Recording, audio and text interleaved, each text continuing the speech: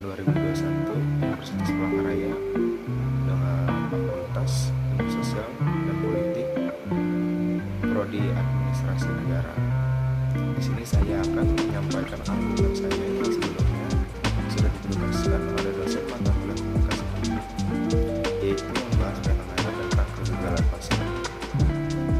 Nah, di sini saya akan membahas tentang kegagalan pasar.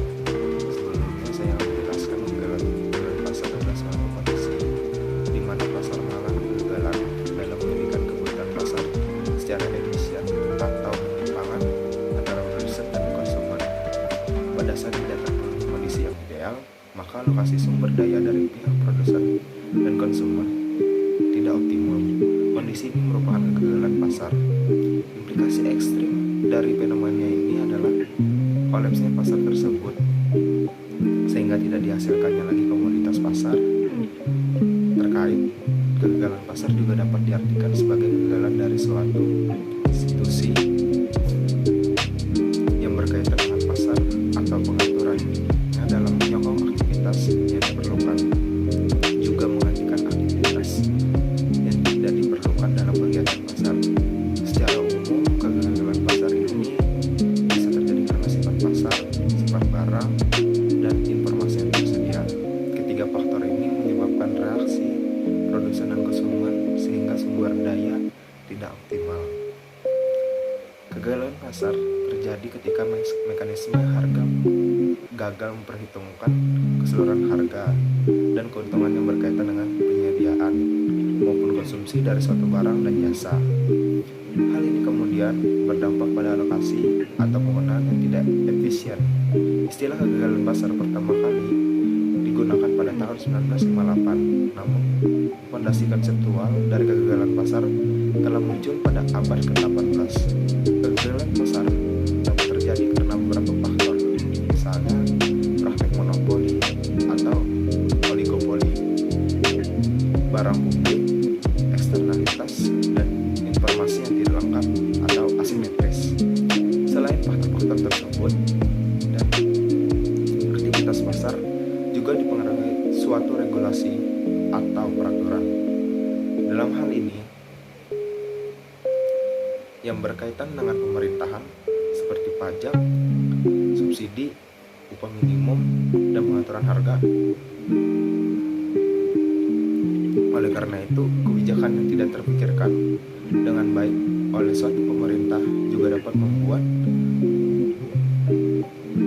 suatu pasar berjalan tidak efisien, sehingga berujung pada kegagalan.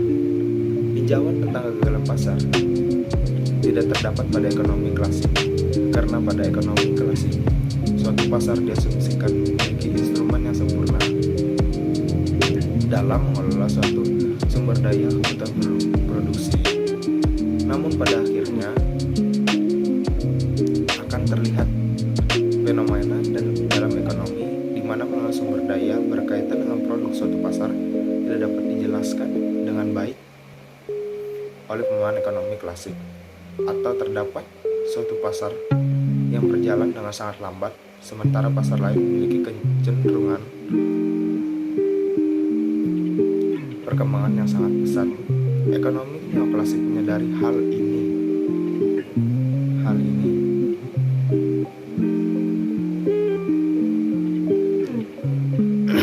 Kemudian secara umum menjelaskannya bahwasanya kegagalan pasar merupakan bentuk dari ketidakmampuan pasar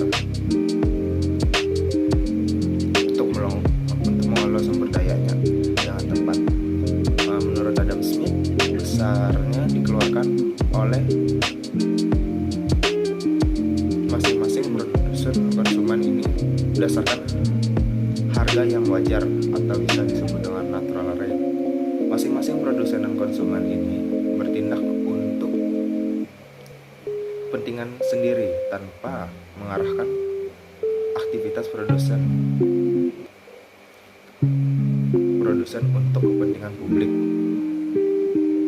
Peran invisible hand adalah mengarahkan aktivitas produsen untuk kepentingan publik. Invisible hand ini mengarahkan agar pasar efisien dalam alokasi sumber daya. Pada situasi yang banyak dan beragam bisa terjadi kegagalan pasar. terjadi karena alokasi sumber daya tidak efisien. Alokasi sumber daya yang efisien menggambarkan bahwa semua pelaku pasar atau produsen dan konsumen memperoleh manfaat yang optimum. Ketika salah satu pihak memperoleh manfaat yang lebih baik tanpa membuat pihak lainnya menjadi lebih buruk atau Pareto optimality, maka terbentuklah pasar yang efisien. Dengan demikian kegagalan pasar terjadi bila tidak terjadi Pareto optimality. Berdasarkan pedoman yang diterbitkan oleh NSW, Department of Industry, yang berjudul Market Failure Guide, dijelaskan bahwa penyebab kegagalan pasar secara umum disebabkan oleh 3 faktor, yaitu sifat dari pasar itu sendiri atau bisa disebut nature of the market, sifat dari barang, nature of the goods, dan tersedianya informasi, availability on information. Seperti yang sudah dijelaskan, ada beberapa faktor yang menyebabkan kegagalan harga pasar, yaitu 1. Asymmetric information atau informasi asimetris. Informasi asimetris merupakan perbedaan informasi yang didapat antara salah satu pihak dengan pihak lainnya dalam kegiatan ekonomi. Hal ini misalnya saja terjadi antara investor yang akan melakukan investasi di dalam pasar modal. Investor harus mengetahui saham dengan baik sebelum investor tersebut melakukan investasi. Yang kedua, externalities atau eksternalitas adalah biaya atau manfaat yang ditimpakan maupun diberikan pada suatu individual atau kelompok yang berada di luar suatu transaksi. Jika biaya atau manfaat sosial seperti itu diabaikan, keputusan rumah tangga maupun perusahaan cenderung keliru atau inefisien. Yang ketiga, public goods atau barang dan layanan publik atau barang dan layanan publik. Dalam ilmu ekonomi, barang publik merupakan barang-barang yang tidak dapat dibatasi siapa penggunanya dan sebisa mungkin bahkan diatur agar seorang tidak perlu mengeluarkan biaya untuk mendapatkannya. Barang publik juga adalah barang yang apabila dikonsumsi atau dipergunakan oleh suatu individu tidak akan mengurangi konsumsi. Atau aspek kegunaan suatu individu terhadap individu lainnya akan barang tersebut. Yang keempat ada inefficient allocation. Alokasi atau bisa disebut dengan alokasi yang tidak efisien. Alokasi yang efisien adalah suatu kondisi di mana ekonomi produksi diselaraskan dengan preferensi atau kebutuhan konsumen. Setiap barang atau jasa yang diproduksi sampai titik tertentu memberikan manfaat marginal atau marginal profit kepada konsumen dengan biaya produksi. Marginal cost production bisa disebut sebagai marginal cost production. Yang kelima ada monopoli dan oligopoli.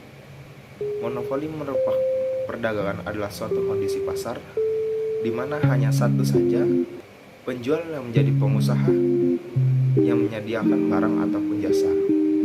Itu juga oligopoli. Oligopoli adalah keadaan pasar dengan suatu komoditas yang hanya dikuasai oleh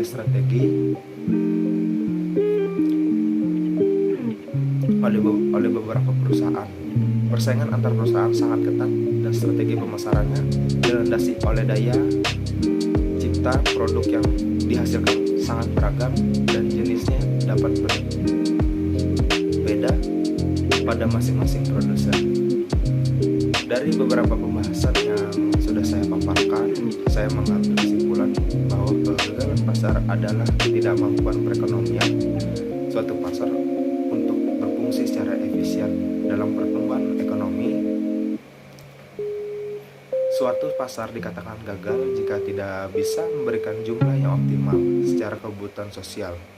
Dari sinilah dibutuhkan sebuah sistem pasar.